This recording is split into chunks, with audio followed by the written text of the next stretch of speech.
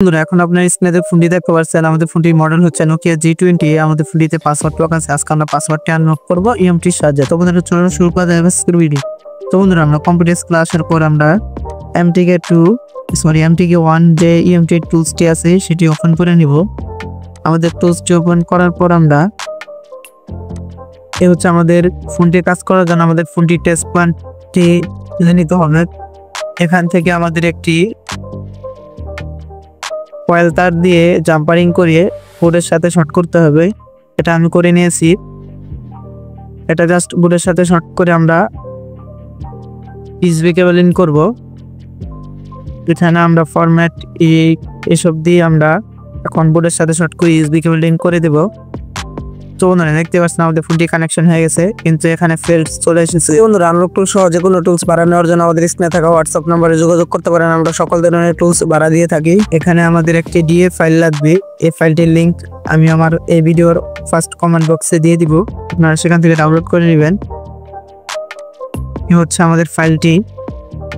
এই ফাইলটি ছাড়া অন্যথায় ইএমটি দিয়ে এই ফোনটি আনলক করা সম্ভব না। তো বন্ধুরা আপনি যদি আমাদের চ্যানেল নতুন এসে থাকেন তাহলে আমাদের চ্যানেলটি সাবস্ক্রাইব করে রাখবেন। এখানে ক্লিক করে আমরা ডেস্কটপে যাব। ডেস্কটপে গিয়ে আমরা নোকিয়া G20 এই মডেলটির এই যে ডিএফ ফাইলটি সিলেক্ট করে দেব এখানে। তারপর আমরা পিএল ফাইলটি সিলেক্ট করে দেব, অর্থাৎ পিলোডার ফাইলটি সিলেক্ট করে দেব। তো বন্ধুরা এখান থেকে আমরা পিলোডার ফাইলটি সিলেক্ট করে নিব। তো বন্ধুরা এই হচ্ছে আমাদের পিলোডার ফাইলটি। আমাদের পিলোডার ফাইলটি সিলেক্ট করার পর এখানে টিক মার্ক দিয়ে আমরা এখানে অন ক্লিক করব।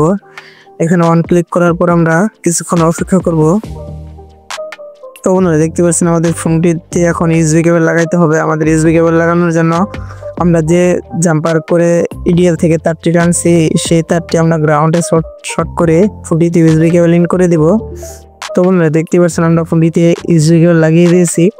এখানে আমরা কিছুক্ষণ অপেক্ষা করবো আমাদের ফোনটি সম্পূর্ণভাবে ফরম্যাট হওয়ার পর্যন্ত।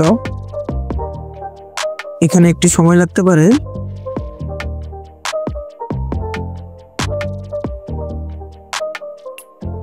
তো বন্ধুরা দেখতে পাচ্ছেন নিচে লেখা চলে এসেছে ইরেজার ডাটা। আমাদের ফোনটি এফআরপি সহ আনলক হয়ে যাবে, যেহেতু আমরা এফআরপিটি ঠিক মার্ক দিয়ে দিয়েছি। তো বন্ধুরা এখন আমরা আমাদের ফোনটি থেকে ইডিএল কেবল রিমুভ করে আমরা ফোনটি চালু করে দেখব।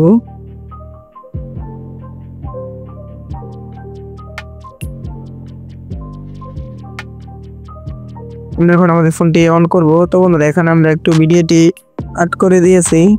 ফোনটি ফার্স্ট টাইম অন হইতে একটু সময় নিতে পারে।